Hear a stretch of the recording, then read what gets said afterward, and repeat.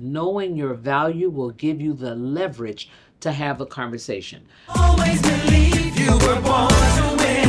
It's your right to win.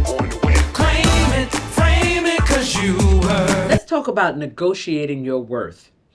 Every seat has a market value. And when you're going into a new opportunity, it is your job to do your homework before you have the negotiation about your salary for a new opportunity. Every seat has a market value, and today it's even easier to find out what the value of any given seat might be. 20 years ago, it was very difficult to sort of figure out what the top end and the low end might have been for any given seat. But today, there are so many sources that can at least give you the bookends on any given seat. I don't care if you're working at McDonald's or if you're working on Wall Street, if you are just starting out in your career, or if you are a senior person in any given vertical. You can go to those sources and say, give me the low and the high end of someone who's been out for 10 years, who is a marketing major, who has 8 years of direct marketing experience. What are the ranges for that particular role?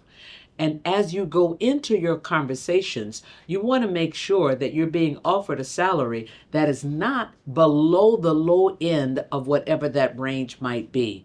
Why? Because if you accept the compensation that is below the low end of the market value of the seat, it is very difficult for you to catch up in that organization, even if you are doing a stellar job. The sun, the moon, and the stars have to align, and you have to have an exceptional leader that's willing to step outside of the range of increases that people get in that particular organization. So don't start out behind. Now, let's say that you are in a role and you realize that you are way behind.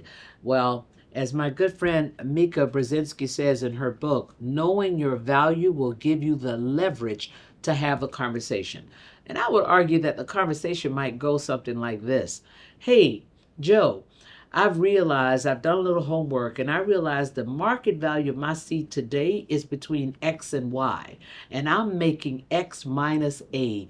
How might we think about a plan to get me back to the market value of the seat? Now, I'm assuming that you are delivering in an excellent way in the seat that you're in, but it's time to have that conversation. So together, you and your boss, in this case, the person's name is Joe, you and your boss can work you back up to the market value of the seat. If you are delivering an excellent contribution, then it is only fair that you are given a compensation that is commensurate with your contribution.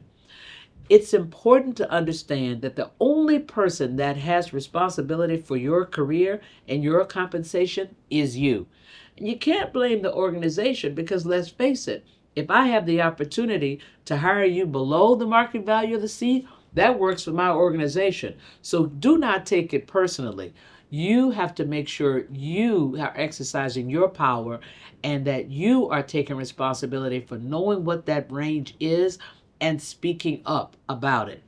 You will find that when people realize that you now understand your value and you understand how the broader marketplace works, then they will work with you to get you to that number. If for some reason there is an adverse reaction to that conversation, now you need to think about whether or not you're within the organization that is worthy of the contribution that you are making. Understand that you always have choices. There are always opportunities, especially for people who are outstanding performers, which I am assuming that you are. Know the market value of your seat. Make sure that your compensation is commensurate with your contribution. Go get them. You're born to win. You're born to win. You're born to win. You're born to win.